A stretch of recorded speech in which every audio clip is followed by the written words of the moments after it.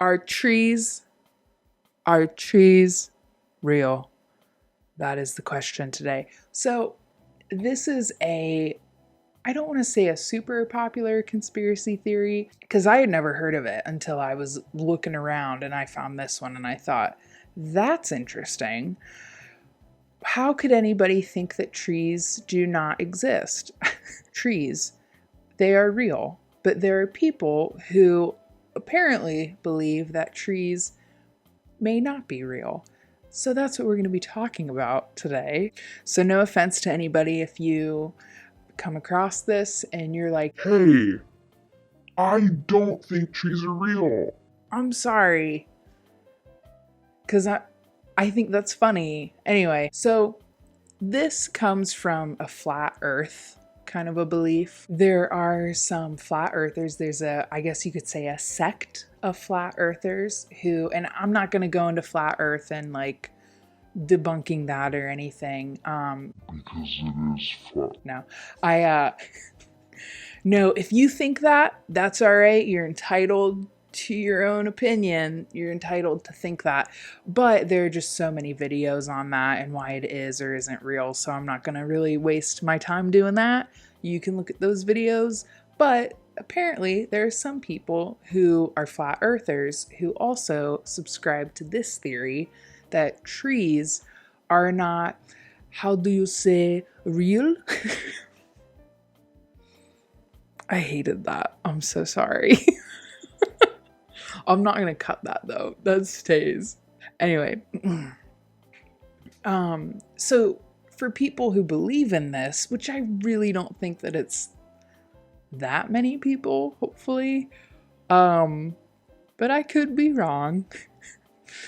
They think that, for example, the Devil's Tower in Wyoming is the stump of a real tree. So it's a flat mountaintop and it's made of rock, but is it? It's actually the stump of a giant tree. Granted, it kind of looks like that, but I think that people who think this are just like, no, that's what it is. That's what it looks like. What things look like is what they are. The Grand Canyon, for example, is the result of industrial mining, whatever that means. Forests are simply short shrubs. Rivers are old quarry mines. Say that 5 times fast. And volcanoes are heaps of industrial waste that some say a lazy janitor forgot to pick up and dispose of properly. I don't know why I wrote that part. I was probably thinking that that was a joke. That's not my best material. It could have been better. Anyways, I believe that this theory started in 2016 in Crimea. Hold on. Crimea. What can I say? I'm just an American. Don't know how to pronounce other countries because it's not my country. I'm just kidding. It's kind of true actually, I think anyway, hold on. Got it. Crimea. So this theory, I believe the lore that I could find behind it was that it started in 2016 by this YouTuber who posted a video, and he's from Crimea.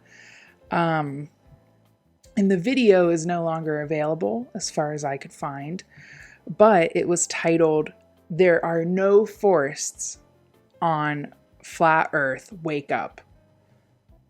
Wake up. My favorite part though about the title is that there's no like dash or a comma or anything like that. He was like, I'm wasting no time. There are no trees on flat earth. Wake up. Wake up. There's just no question about it. So this theory starts with the assumption that the earth is flat, which again, I'm not really going to go into that too much, but that's kind of the baseline of where we're starting at. Okay. So what this guy in Crimea, I keep doubting if I'm saying it right. I think I am. Maybe. So this guy proposed that forests are actually just tiny leftovers from our ancient world. Tree trunks were as wide as mountains, apparently, and the trees themselves were like super, super tall, taller than anything you've ever seen, taller than like skyscrapers, just, you know. Some would say kind of like a beanstalk in the mythical tale, Jack and the Giant Beanstalk. Maybe that's where he got some inspo. I'm not entirely sure, just kind of spitballing here. But this actually became pretty popular on the internet, apparently. And then rumors began to circulate about a very large, complex root system underneath the Devil's Tower in Wyoming. And then this gave way for this larger theory to begin to thrive, saying, look, it's obviously a stump of wood from a giant tree that used to be there that is no longer there. Another thing to keep in mind with this theory, and I am too dumb for this, but maybe if there's someone who is a scientist, even though I love science and this is really hard for me to wrap my head around. Maybe if you're a scientist, you can conceptualize this a little bit better, but a large part of this theory is based off of silicon, you know what I mean? Life theory. Hold on, let me look at my notes. Silicon-based life could exist. Which I'll try to explain a little bit better in the breakdown as this video goes, but I still will not probably explain it in a way that's all clear for all of us. Who knows? But does it need to be? Probably not. So breaking this down a little bit more, okay, this whole theory relies on, first of all, the earth must be flat. No judgment, again. This theory asserts that mountains and thus rocks are not actually rocks. What? Yeah, which we know is not true.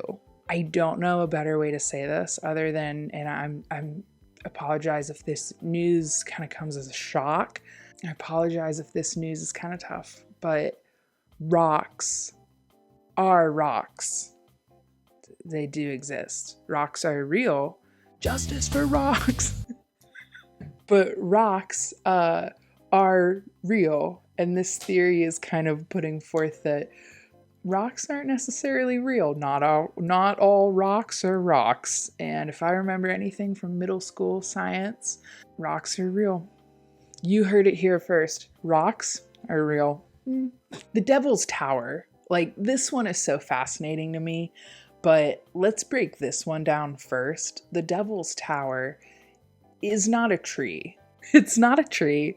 It's not a fossilized stump of a tree like this theory thinks and puts forth. It's a rock formation that's actually made from magma, which I'm sure that people, again, who believe this theory would be like, yeah, that's what they want you to think.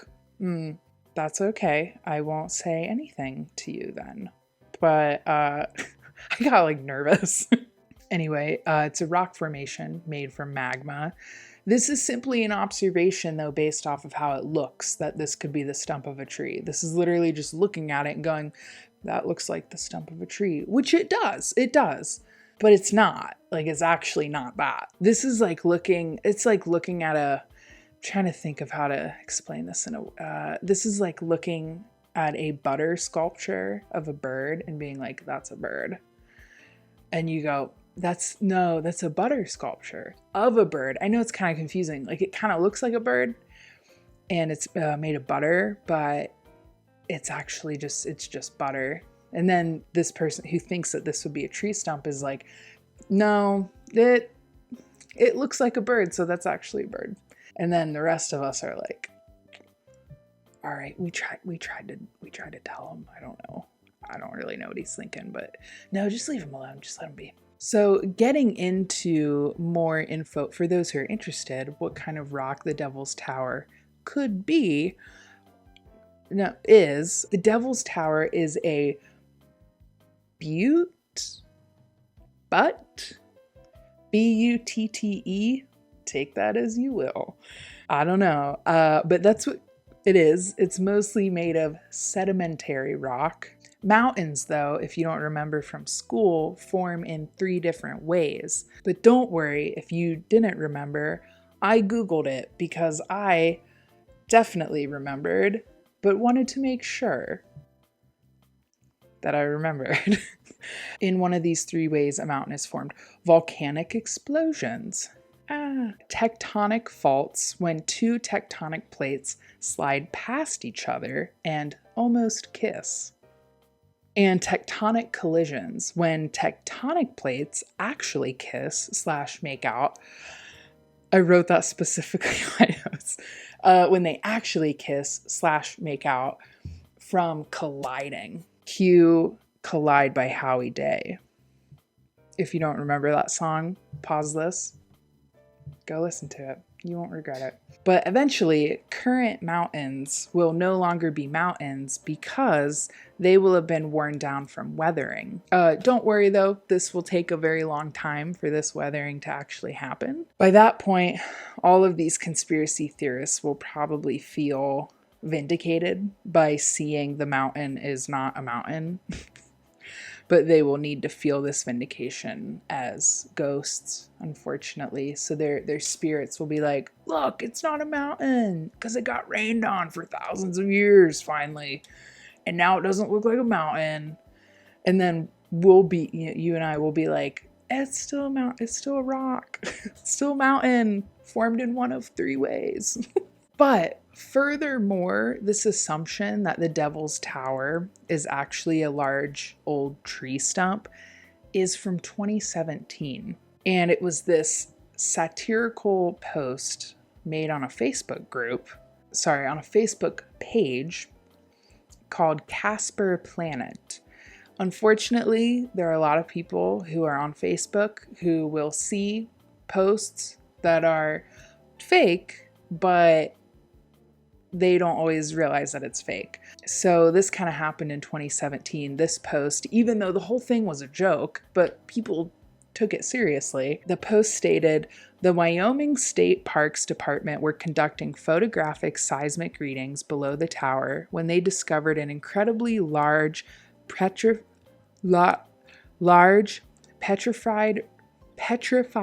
root system below the tower. That social media post is kind of like the video from 2016. It's no longer available. But it didn't even state that the tower was a stump. It just kind of alluded to it. And then the Wyoming State Parks Department soon made a statement after the post debunking the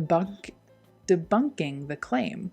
They said that the tower is formed of a rare igneous rock, faunolite porphyry. Nailed it. So the simplest explanation is that Devil's Tower is a stalk, a small intrusive body formed by magma which cooled underground and was later exposed by erosion, the NPS said, saying it formed around 50 million years ago. 50 million years. Wow, okay. So when I said thousands of years for these mountains to weather, and then the people who believe this theory will be like, look, I told you. I think I meant millions of years. I think it'll take longer than thousands. You didn't hear it here. You didn't. I didn't say that. So now we can get a little bit into, could this theory even be real? Like, if there were giant trees that were humongous, could they even survive? Like, if those ever existed, would that even be possible? So there was this Reddit user who unfortunately deleted their profile, or else I would totally, give them credit for what they said here. But they said that, so this is a sciencey person right here. Listen up. They said that a tree cannot move water that high against gravity if it were to be a giant tall tree. So essentially, I think I'm picking up what this person was putting down. Gravity cannot work in a way where all that water can go up into the tree if it were that tall. Makes sense to me. Sounds good to me. Okay, and then this comes from a user who their name is Cosmo Ceratops 1138. They said, fun fact about that, Galileo, or maybe someone else, I don't know exactly who, calculated the theoretical maximum for tree height off of gravity to be about 100 meters. For a while, people thought this was a gospel, and it seemed to hold true until they found and measured some coast redwoods in Northern California that were larger, up to 130 meters. They cheat on the gravity-limited height by supplying water to their upper extremities with the thick mist clouds that exist in that area of the coast, gathering water directly in their branches. That's kind of cool, actually. So what this user is saying is that actually there is evidence of trees being 130 meters tall, above 100. And when they get that tall, the branches are like, let me find water around me. But then wouldn't that indicate, though, that if these giant trees did in fact exist way back in the day when none of us or anybody who believes in this ever existed, that these would only have to be in certain areas. So why would it be where the Devil's Tower is in Wyoming unless that's near a body of water, which I don't think it is. Hold on. But then they'll probably make the argument like, Well, it was. let me see. Devil's Tower map. Let me see. No, there's a reservoir. But if I know anything about reservoirs, man-made, right? Yeah. I know science. Yeah, but even then it's like not near the coast. And if these trees in the redwoods are that tall, beautiful, by the way, I've always wanted to see them, but if they're that tall, I mean, it kind of makes sense if they're near that big of a body of water, the ocean. But Devil's Tower, Wyoming, even if it had like a lake nearby or something back, in the day, back in the day, that still doesn't seem like it would be near enough moisture to supply a tree that would be that large with that giant of a stump. Just saying. Also, just out of curiosity, how many miles is 100 meters? Some people know this off the top of their head. I am not one of them. And I'm willing to bet a lot of people aren't one of them. So buzz off, okay? Oh, wow. Okay, so that's not even a mile. I thought that would be longer than a mile. 100 meters is only 0.06 of a mile. So not even half, not even close to half. 130, so these trees in the redwoods, 0.08. So again, it's not, I mean, as far as this theory is accounting for, that's really not big. That's not a very big tree, actually. More into the sciencey, the silicon. Cone has an E at the end of it. That's right. So this is from Rational Wiki, which I don't use very often because, quite frankly, I don't understand it. But maybe some of you will understand this. But silicon biochemistry. So silicon life, even if possible, would not be compatible with carbon-based life, which is what we have. Carbon-based, that's what we live in, baby. Yeah, carbon! But due to its bigger size, silicon atoms can hardly establish double bonds as carbon can. As a result, many silicon analogs of carbon cannot form. We all know what that meant, right? Okay, moving on. All right. So structural problems with silicon-based life. Earth's gravity posits biophysical limits to plant growth. George Koch?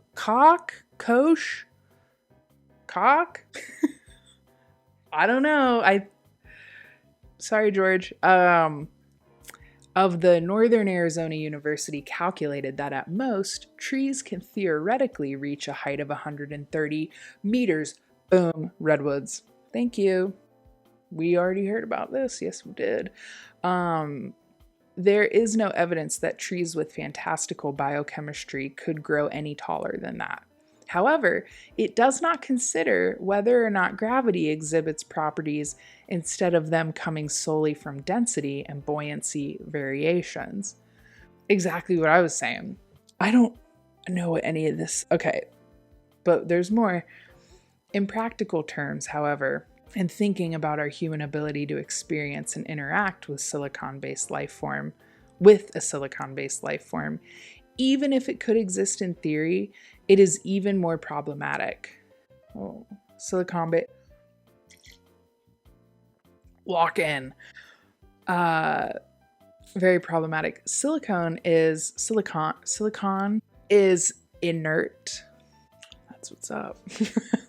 At the moderate temperatures in the environments in which life as we know it exists, leading to an idea that silicon-based life, if it could exist at all, could perhaps only exist at very high temperatures. These potential theoretical organisms have been called lavolobes and magmobes. Unfortunately, the reality is that at such very high temperatures, the chemistry of the other compounds required to interact with silicon could also be very different to that which has evolved for carbon-based organisms at standard temperatures and pressures. If needed, it's possible at all.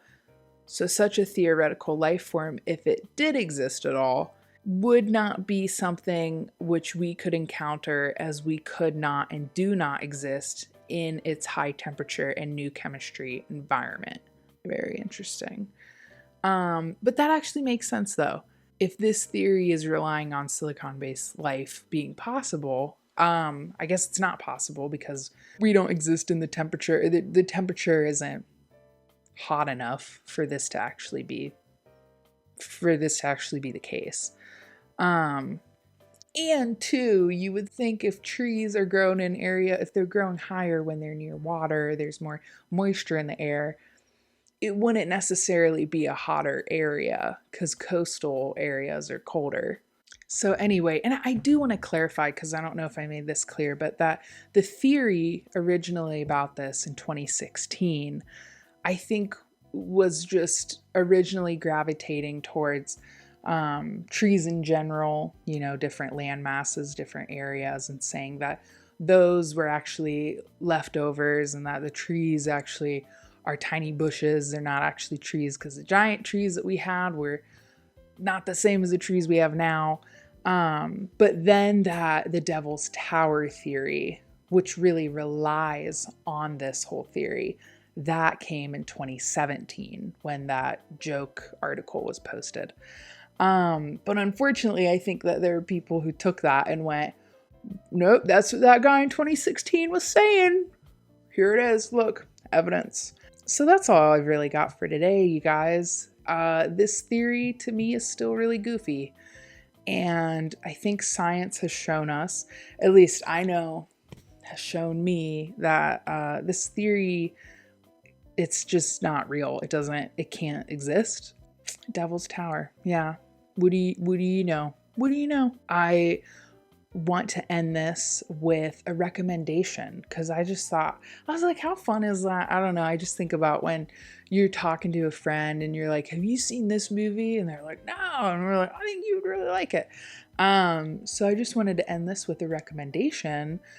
Recommending this week, let's think, a truly underrated comedic classic, Romy and Michelle's High School Reunion.